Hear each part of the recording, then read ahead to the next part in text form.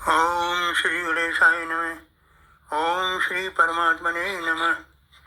कर्पूरगौरं करुणावतारं संसारसारं भुजगेन्द्रहारं सदा वसन्तं हृदयारविन्दे भवं भवानी सहितं नमामि। अब मैं भगवान शंकर एवं माता पार्वती जी के चरणों की वंदना करते हुए आज की राम कथा प्रारंभ करता हूँ। देखिए सज्जनों, पिछली बार की राम कथा में हमने यह प्रसंग सुना था कि जानकी जी ने गौरी जी का पूजन कर उनका आशीर्वाद मांगा था। तो गौरी जी ने उन्हें आशीर्वाद देते हुए यह कहा था कि जिसमें तुम्हारा मन अनुरक्त है वही वर तुम्हें मिलेगा। यह आशीर्वाद पाकर जानकी जी सखियों सहित राजमहल वापस आ गईं। उधर श्री रामचंद्र जी भी लक्ष्मण जी के साथ गुरु विश्वामित्र जी के पास गए और पुष्प वाटिका में जानकी जी वाला प्रकरण गुरु जी को सुनाया। विश्वामित्र जी ने दोनों भाइयों को आशीर्वाद देते हुए कहा कि तुम्हारे मनोरथ सफल हो। यह सुनकर दोनों भाई अति प्रसन्न हुए। फिर मुनि के चरणों में प्रणाम करके दोनों भाई विश्राम के लिए चले गए। रात्रि विश्राम के पश्चात प्रातःकाल सब कार्यों से निवृत्त होकर गुरु जी की पूजा के लिए पुष्प इत्यादि लेकर मुनि वशिष्ठ जी के पास जाने को उद्यत हुए। उधर राजा जनक ने अपने मंत्री शतानंद जी को मुनि विश्वामित्र जी के पास भेजकर रंग भूमि में पधारने हेतु निवेदन किया तथा यह भी प्रार्थना की कि अपने साथ श्री रामचंद्र जी एवं लक्ष्मण जी को भी साथ में लावें। तब विश्वामित्र जी ने राम और लक्ष्मण को बुलाकर कहा कि राजा जनक का बुलावा आया है, अब हमें रंगभूमि में सीता जी के स्वयंवर को जाकर देखना चाहिए। फिर दोनों भाई मुनि विश्वामित्र जी के साथ रंगभूमि की ओर चल लिए। इस समय दोनों भाइयों की शोभा देखने लायक थी। वे कमर में तरकस और पीताम्बर बांधे हुए हैं, कंधों पर धनुष, हाथ में बाण, पीत वस्त्र धारण किए हुए हैं। रंगभूमि में उन्हें देखकर सब लोग सुखी हुए। राजा जनक भी उन्हें देखकर हर्षित हुए। रंगभूमि में राजा जनक ने एक विशेष मंच बनवा रखा था। इसी मंच पर दोनों राजकुमारों को मुनि सहित बैठाया गया। सब मंचन से मंच एक सुंदर विशद विशाल, मुन समेत दो बंद बैठा रे महिपाल। मंच पर आसीन राम और लक्ष्मण को सभी लोग हर्षित होकर देख रहे हैं और वे अपने अपने मन से उनकी शोभा का आकलन कर रहे हैं। यहाँ 4 चौपाइयाँ हैं। राज समाज विराजत रूरे, उडगन महु जन जुग विधि पूरे। जिनकी रही भावना जैसी, प्रभु मूरति देखी तिन तैसी। विदुषन प्रभु विराट मय दीसा, बहुमुख पर पगलोचन सीसा। हरि भगतन देखो दौराता, इष्ट देव इव सब सुखदाता। इष्ट देव सब सुखदाता। वे राजाओं के समाज में ऐसे सुशोभित हो रहे हैं मानो तारा गणों के मध्य पूर्ण चंद्रमा हो। जिसकी जैसी भावना थी प्रभु की मूर्ति उन्होंने वैसी ही लगी।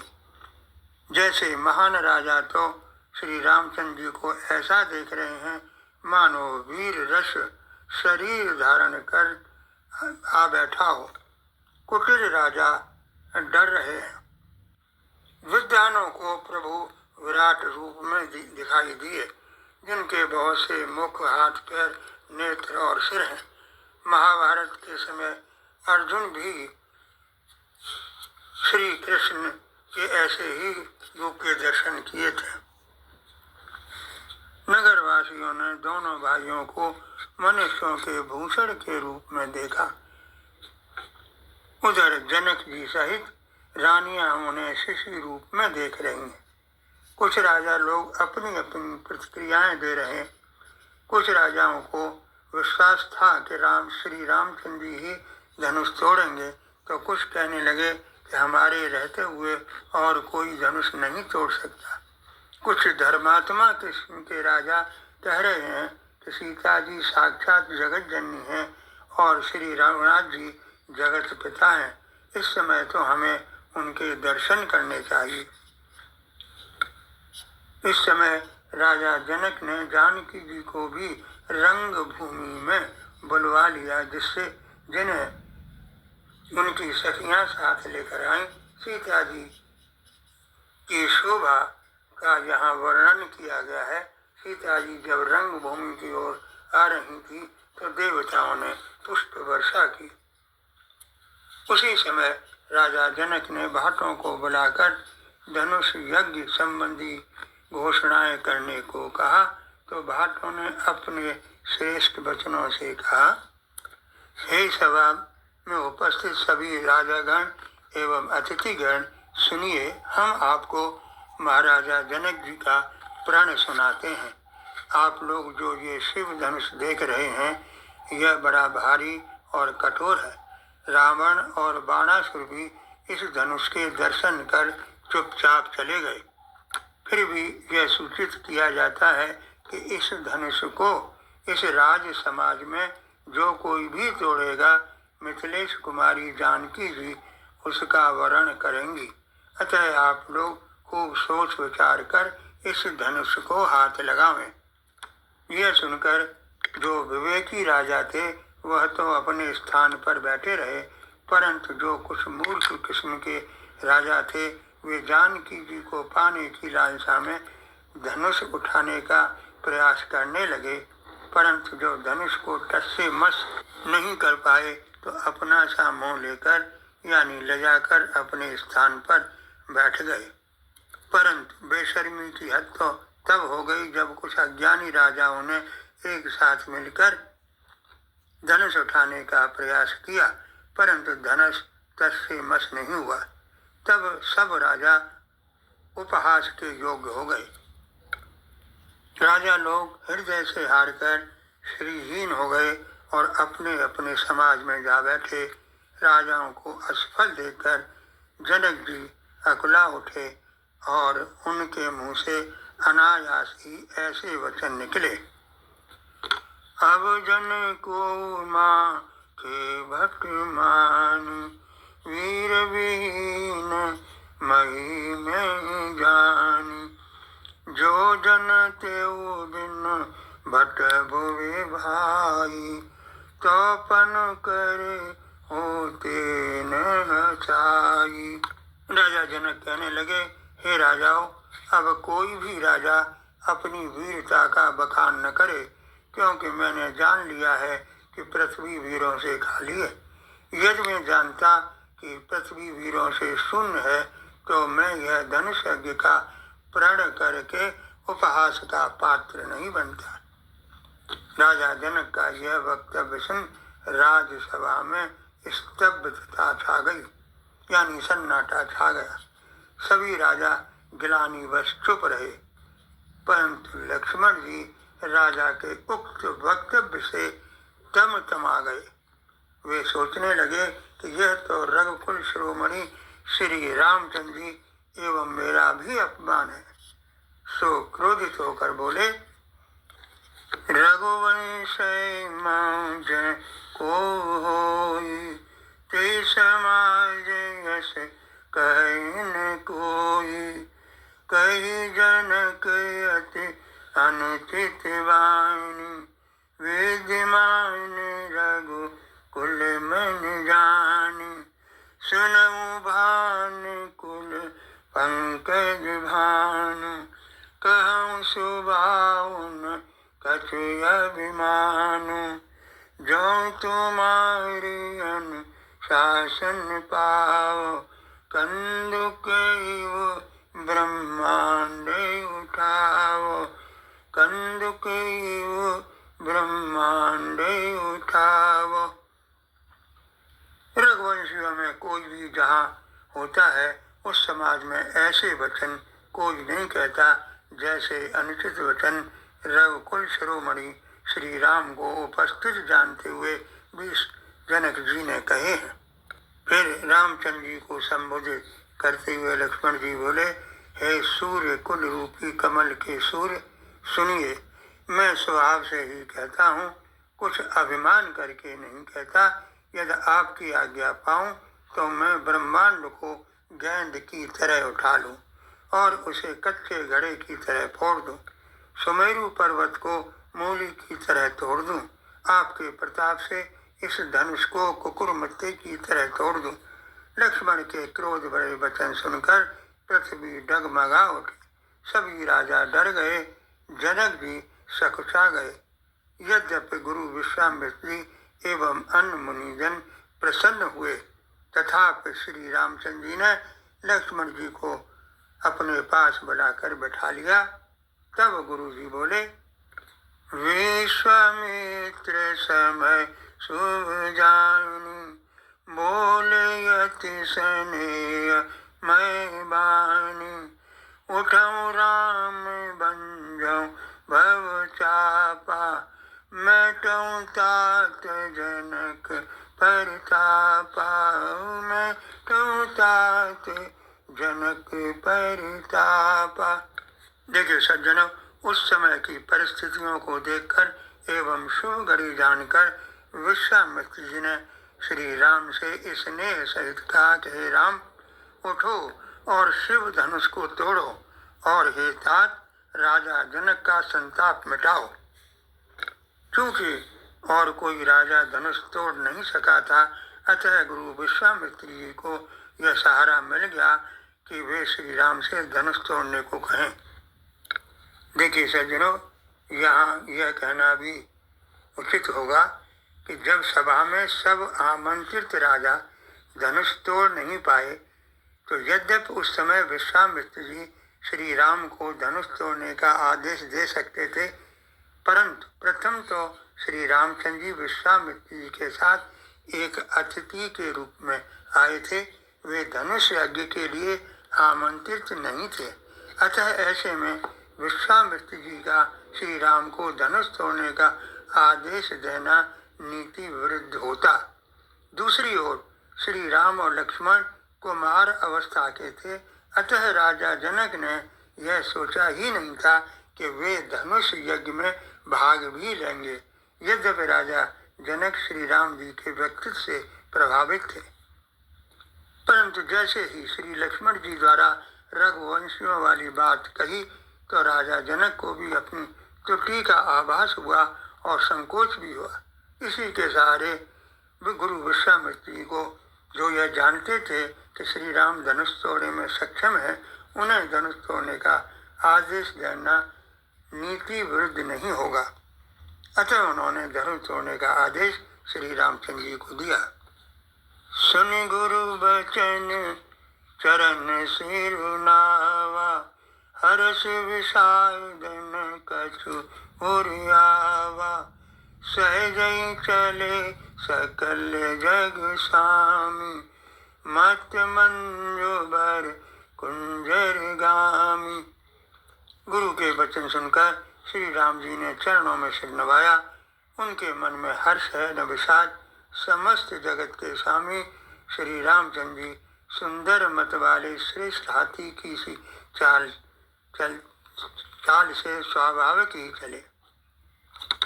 नगरवासी भी प्रभु श्री राम के पहले ही दर्शन कर चुके थे और उनसे प्रभावित होने से उनके प्रति स्वाभाविक प्रेम भी था। सो वे अपने पितरों और देवताओं को स्मरण कर श्री गणेश जी से प्रार्थना करने लगे कि यदि हमारे पुण्यों का कुछ भी प्रभाव हो तो श्री रामचंद्र जी शिव धनुष को कमल दंड की तरह तोड़ गए।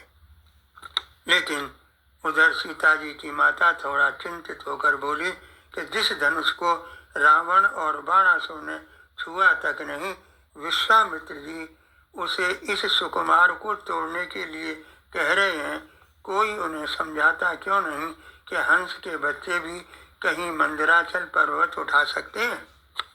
रानी की बात सुनकर एक चतुर सखी कोमल वाणी से बोली, हे रानी, तेजवान को छोटा नहीं गिनना चाहिए।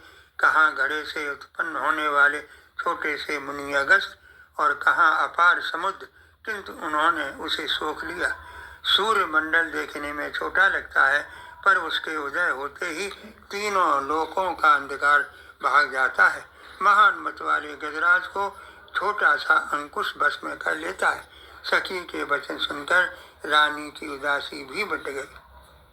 अब सीता जी भी भयभीत हृदय से देवताओं से प्रार्थना कर रही हैं।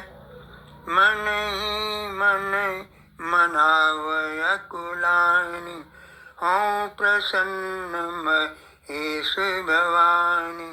बार बार विनती सुन मोरी, करऊं चाप गुरतायति थोरी। वे व्याकुल होकर मन ही मन मना रही हैं कि हे महेश, हे भवानी, हे गणेश जी, मुझ पर प्रसन्न होइए और धनुष का भारीपन बहुत ही कम कर दीजिए। उधर श्री रामचंद्र जी ने जानकी जी को बहुत ही विकल देखा तो सोचने लगे, देखी विपुल विकल भय देहि, निमिष विहात कलप समते। कावर साय जब कृषि सुखाने, समय चूक पुण्य का पछताने। गुरु प्रणाम मनहि मन कीना, अति लाघवम उठा। उधर श्री रामचंद्र जी ने जानकी जी को बहुत ही विकल देखा। उनका एक एक क्षण कल्प के समान बीत रहा था। जब सारी खेती सूख जाए उस समय वर्षा किस काम की, समय बीत जाने पर फिर पछताने से क्या लाभ, ऐसा समझकर श्री रामचंद्र जी ने सीता जी की ओर देखा और उनका विशेष प्रेम देखकर वे पुलकित हो गए। मन ही मन उन्होंने गुरु को प्रणाम किया और बड़ी फुर्ती से धनुष को उठा लिया। तब वह धनुष बिजली की तरह चमका और फिर आकाश में मंडलाकार हो गया।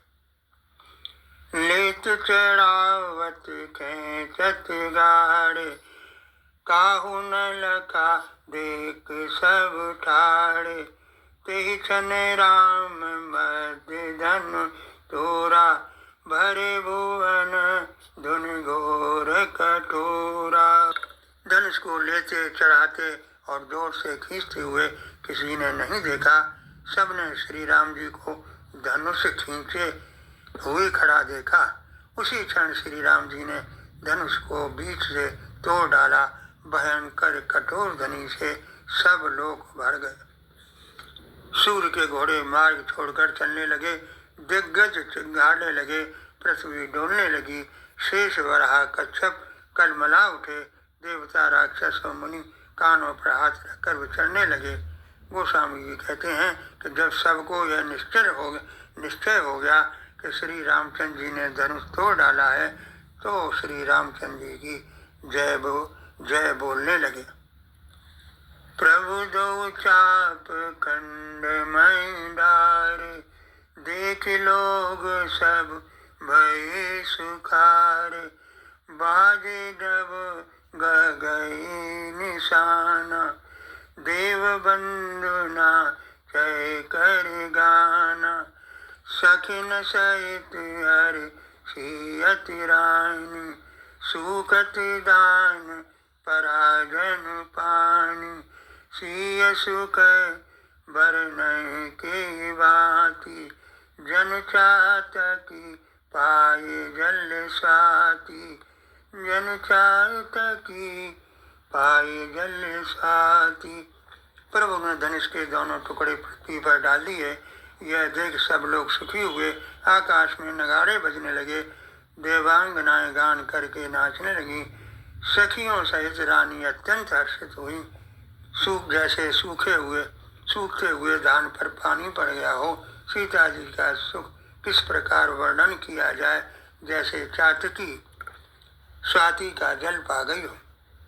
जनक जी ने भी सोच त्याग कर सुख प्राप्त किया हो, मानो तैरते तैरते थके हुए व्यक्ति ने अपना किनारा पा लिया। लक्ष्मण जी भी भाई की सफलता पर हर्षित हो रहे। इस प्रकार धनुष यज्ञ का काम तो पूर्ण हुआ।